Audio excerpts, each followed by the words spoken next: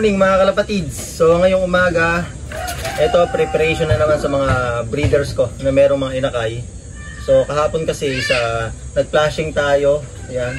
Then yung pang-flashing natin is all natural, kaya walang epekto sa mga young bird kasi sa mga breeder natin yun ipapainom. So sa tubig siya. So pag nainom ng mga breeder, so pag nagsubo, syempre kasama din yung mga inakay. Kaya napa-flash na rin yung mga inakay ng healthy mga kalapatids. Then syempre ano ba ginagawa natin pagkatapos natin mag-flashing? Syempre bibigay tayo ng probiotics. Ayan. So itong gamit kong na to, Wakamoto, meron siyang probiotics. Then ang binder natin is health oil. So dudurugin ko itong Wakamoto. Yung durug na durug, pag pulbos na, so ibabinder natin. Syempre meron din tayo dito yung breeder mix. Ayan. So, pampadagdag gatas sa mga breeder natin mga kalapatids. Ayan. So, may nag-message sa atin mga kalapatids, sagutin lang natin. So, sabi niya, Idol, ilan po ba sa overallan ang merong trophy? Yan ang tanong niya sa akin kagabi mga kalapatids. So, sasagutin natin yan. Based experience ko mga kalapatids, hanggang 10 lang yan mga kalapatids. First overall, second overall, third overall, fourth overall, fifth overall, 6, 7, 8, 9, 10 overall. Yan may trophy. And then depende pa yan mga kalapatids. Kung nag-announce yung ating club, syempre bago yan magpalaro, meron na yung ipopost na schedule, tsaka yung overallan, supersetan. So makikita natin doon kung ilan yung may trophy. So meron pa nga mga kalapatids is hanggang 5 lang. First, second, third, fourth, fifth lang yung merong trophy. Yan. So, bihira pa yan. Pero dun sa isang club namin, GRPC, lagi yan. Hanggang 10 yung kinukuhang may trophy. Yun. And then yung less, 11, 12, 13, 14, 15, 16, 17, 18, 19. And then kahit na finisher lang yung ibon mo, pwede ka naman magpagawa ng certificate. Automatic certificate lang yun mga kalapatids. Yung 11, 12, 13, 14, 15, 16, 17, 18, 19, 20. At pang ano pa yan, pang 50 pa yan. Basta umi yung ibon mo sa last lap, pwede kang magka-certificate. So ayun, katunayan mga kalapatids ito. Kay Salpok ito. Yan, 11 overall. Ayan 11 overall champion mga kalapatids. Pero certificate lang yung nakuha. So yun nga, ang punto ko mga kalapatids is hanggang 10 lang yan, and then depende pa sa announcement ng ating club kung ilan yung kukunin na may trophy. Then syempre dyan, yung lap winner, automatic yan, meron yung trophy. Lap winner hanggang 6 laps halimbawa, hanggang 6 laps na yun is may trophy yun, basta lap winner.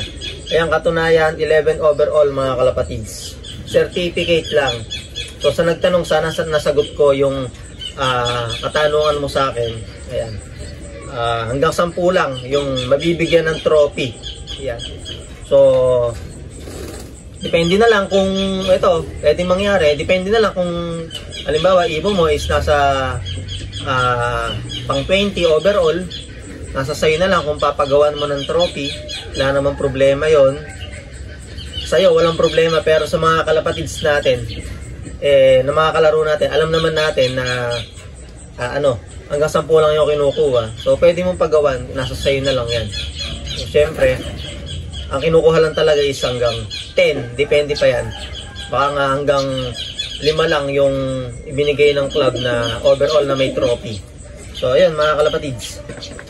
Sana nasagot ko. So, eto, bigay na tayo. 1, 2, 3. Ayan, dagdag. Kasi may inakay mga kalapatids. Nagdadagdag ako ng pakain. Kasi malakas magsubo yung mga breeder natin. Bitin sila sa isang cup na ganito. Ayun, may takalan tayo. Siyempre, health oil.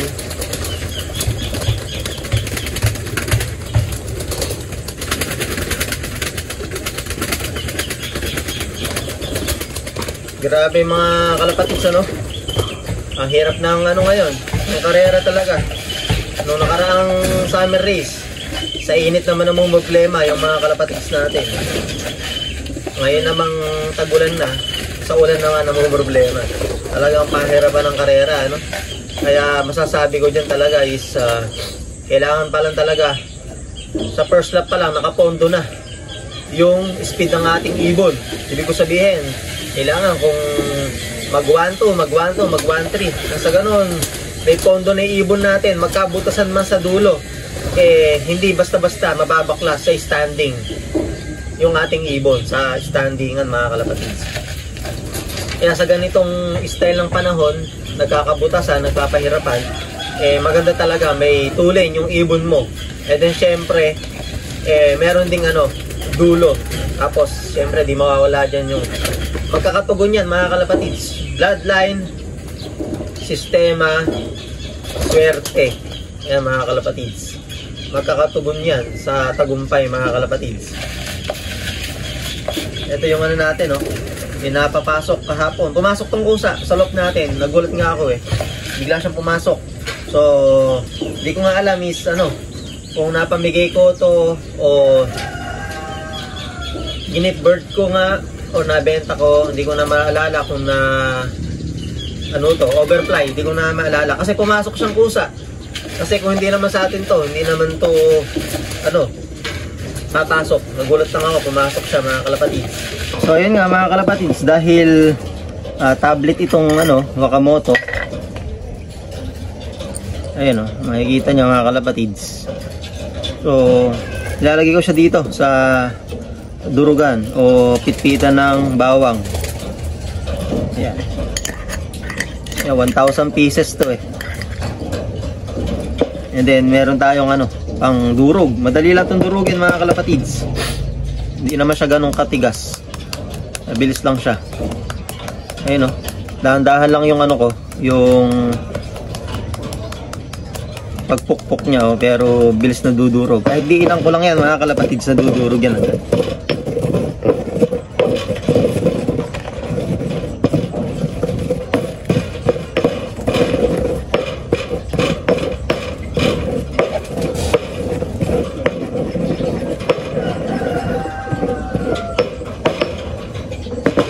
Ito mga kalapatids, durog na siya. Halo lang natin, ganun kabilis mga kalapatids. Yun megos na yan Yan, lagyan natin ng Boost X5.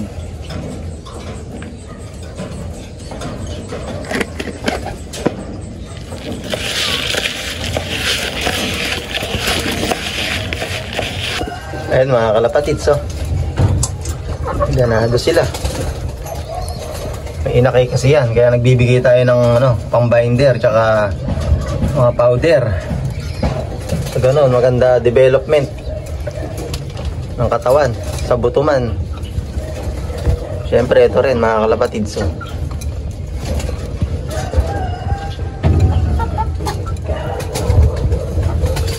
inakay din yan mga kalapatids. Napakahalaga na supplement sa ibon.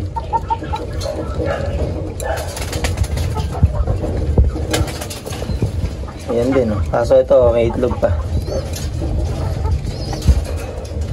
May itlog. Dito naman yan mga kalapatids. Good day mga kalapatids. So andito ako ngayon sa Haen, Nabao dahil nagkulang ako sa south ring ng JPRC. So merong sa atin, nag-PM si Sir Marky de Belen. So ito yung breeder niya. So Borga na yun Tingnan natin mga kalapatids. Grabe Borga Yun, nakita nyo. Dahil mo palang breeder Ay mga kalapatids.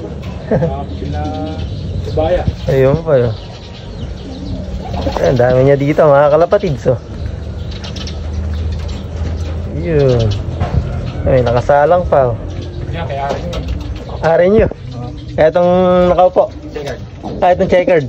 Barera naman yun. Gusto ni Barera yun nakaupo. Si boss Alan Barrera Joston. Saan napunta yung lop niya boss doon? San Isidro? San Roque. Haen? San Roque, San Isidro. San Isidro. Daming ibon ni boss pala. Ito pa. Dahil pala boss ipon ano.